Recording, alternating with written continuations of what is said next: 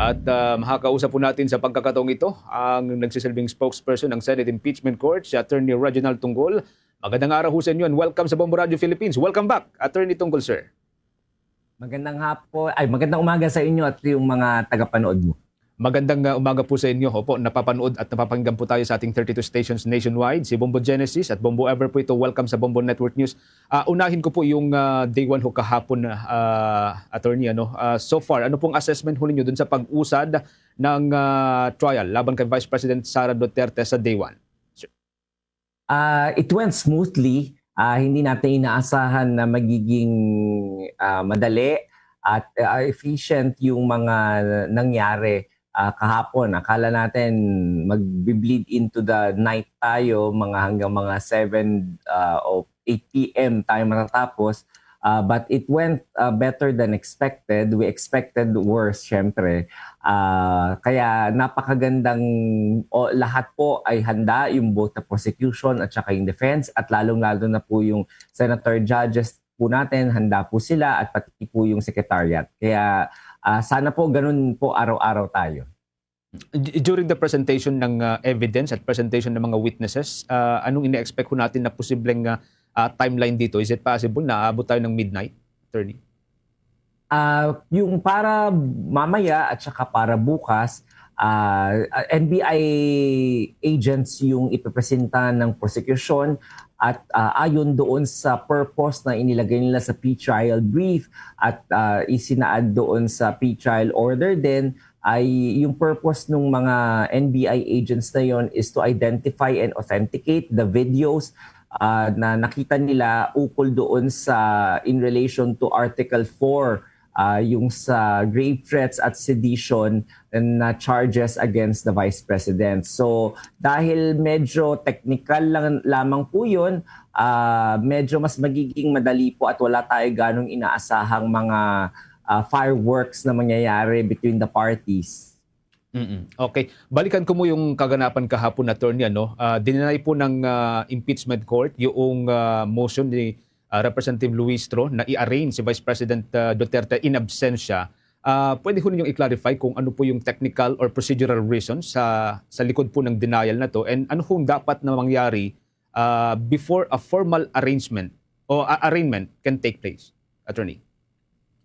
Makikita po kasi natin doon sa Senate Rules on Impeachment, yung binabanggit po ni House Panel of Prosecutor lead na si Jervil Luistro, yung article o Rule 7 doon, nakalagay kasi po doon na kailangang mag-appear, the respondent will be called to appear through a summons, at kapag nag-physically appear po siya, ino-note po yun, at kung absent din po siya, ino-note po yun, at kung siya po ay represented by counsel, ay ino-note lamang po yun.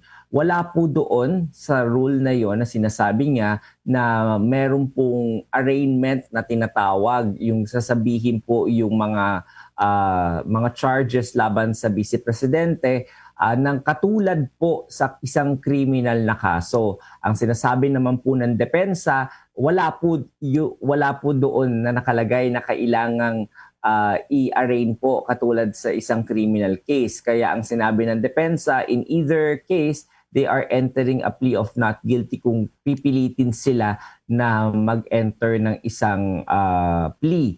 At yung desisyon po ng presiding officer ay naaayon po doon sa rules ng impeachment court, na yun nga po na after po ang pagbabasa lamang po ng articles of impeachment ay nagaganap lamang sa pagpresenta ng House Panel of Prosecutors sa unang araw po. Hindi po ito yung unang araw, yung unang-unang araw po na ipipresenta sa Senado bilang sa plenary yung articles of impeachment. At saka po yung pangalawa po, kapag magbobotohan na po sila dun sa final question kung guilty po ba o hindi yung respondent. So yun lamang po yung dalawang instances na pwedeng basahin yung articles of impeachment. At para din po for efficiency, dahil nag-enter na rin po in the records yung answer na final ng Vice Presidente, pati yung appear ng kanyang mga abogado, kinonsidera na po yun na appearance po ng Vice Presidente. Opo, opo. Pero will it impact yung pag-usad po ng trial, attorney?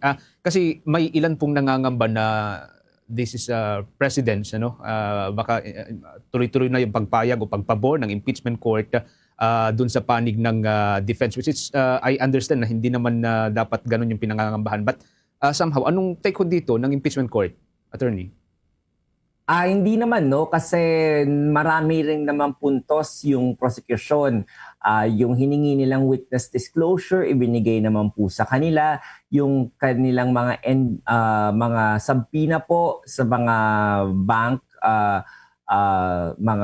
yung mga bank records po at saka yung sa Anti-Money Laundering Council, ibibigay na po sana kahapon ng presiding officer. Handa na po siya magsubpoena, ngunit inamyendahan po ng House Panel of Prosecutors yung request for subpoena nila. Nagdagdag po sila ng mga ibang detalye, kaya doon po nagkaroon ng paghingi po ng panahon para makapag-comment naman po yung kabilang panig ng 5 days na ibinigay ng presiding officer. At ano pa po, binigyan din po sila, pinayagan din po sila conditionally na makapag-examine ng witness yung Council of Prosecutors o yung tinatawag na private prosecutors kapag kinakailangan po at saka when the exigency of the moment calls for it. So hindi naman po lahat ibinigay sa depensa. Patas lamang po yung ating presiding officer sa pagro-rule doon sa mga motion nila. Okay, okay. Bombo, Ever, with your questions. Alright. Attorney, ni-raise din po doon sa unang araw nga po ng impeachment trial, yung po nga, ni-raise po mismo ni Senador Judge Robin Padilla, yung posibleng pagdalo po sana ng dalawa pang senator na nakakulong o maharap po sa mga kaso, sina Senator Jinggoy Estrada at si Senator Rodante Marcoleta.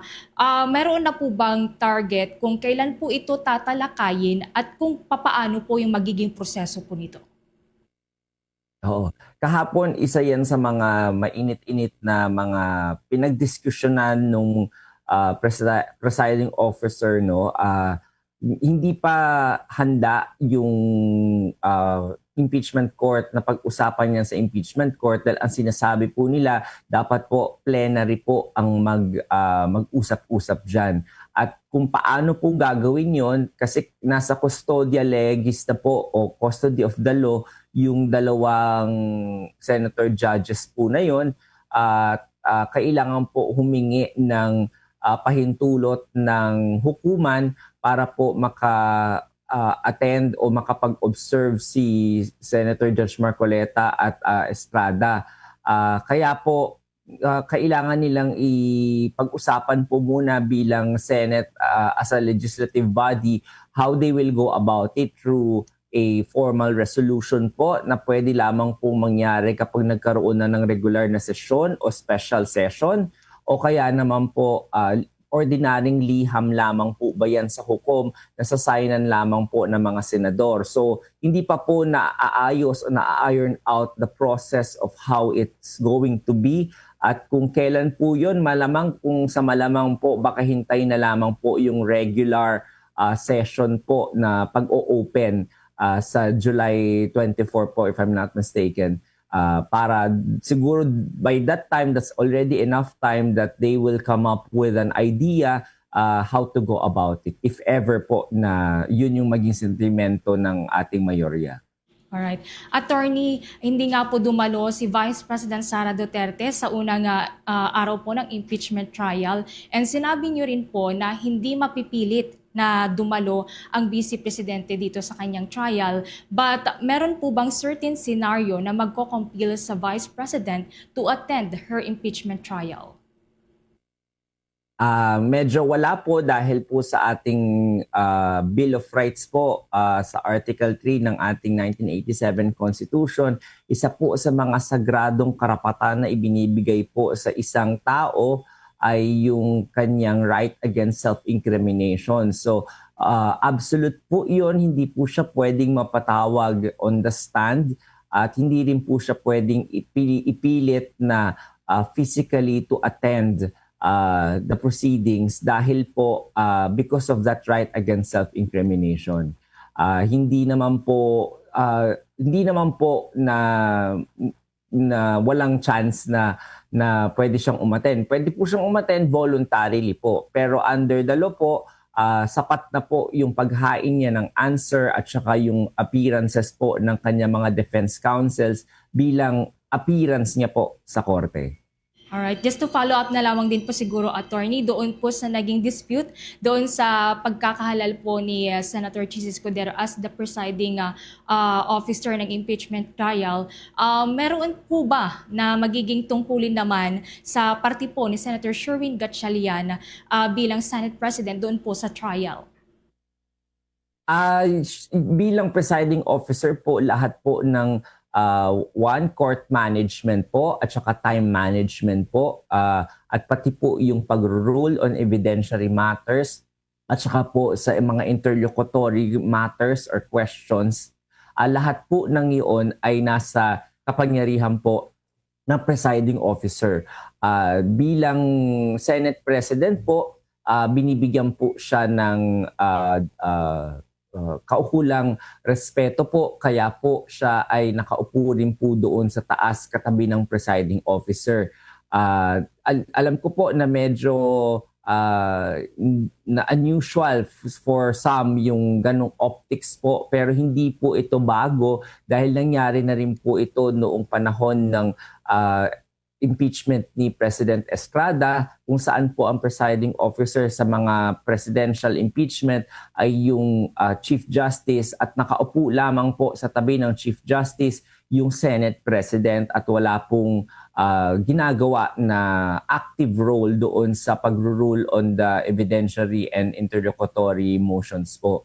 Kaya hindi po ito first time. This has already, the optics has already happened. It's just the first time na Senate President at saka isang presiding officer na hindi Chief Justice ang magkatapi po doon sa taas. Alright, attorney. Balik ko po kay Bombo Jen for additional question. Last question na lang, attorney, kahapon ipinag-utos ni Senator Chis na ibalik sa Bureau of Internal Revenue yung greenbacks. Asan na ho ito ngayon? Dahil sabi ni Senator Chis, walang court order para dun sa maayos na pagpapasakamay sana sa Senate Impeachment Court, attorney. Isa yun sa naging basehan, no? Dahil kapag hindi po nakuha ang isang bagay through legal processes, kunwari may search warrant at seizure, o wala pong subpoena, duces tecum, yun po yung dalawang legal processes para makuha po yung posesyon o custody of the law ng isang bagay-bagay. Dahil wala po yung dalawang kondisyon na yon doon sa nangyaring pag-turnover ng box, wala pong kinalaman yung korte sa pag-maintain ng possession po nun. Kaya ibinalik po yun. However, sinabi rin po ni Presiding Officer Escudero na hindi naman po na ibig sabihin nun hindi pwedeng humingi ng subpoena duces tecum yung prosecution para i-issue po sa BIR Commissioner, which kahapon po na-receive na po ng impeachment court yung subpoena duces tecum to be issued to the BIR Commissioner para po yung laman po ng box ay i-turn over po ng opisyal sa impeachment court. Sa ganyang instance, attorney, andyan pa rin sa inyo or binalik na po kaagad kahapon immediately after hunong utos ni Senator Chis? Today, by mga 8 or 9 a.m., itatransmit na officially pabalik sa BIR yung box na yun. Attorney, again, thank you so much for joining us sa Bombo Radio Philippines. Hanggang sa mga susunod. Ingat-ingat po kayo, attorney. Maraming salamat rin po sa inyo. Maraming salamat po. Si Attorney Reginald Tunggol Magkakabombo ang nagsisilbing spokesperson ng Senate Impeachment Court. For the most trusted source of news and information, visit our website at www.bomboradio.com. Follow us on Bombo Radio mobile app, Facebook, YouTube, TikTok, and X, formerly Twitter. Like, share, and stay connected. Anytime, anywhere.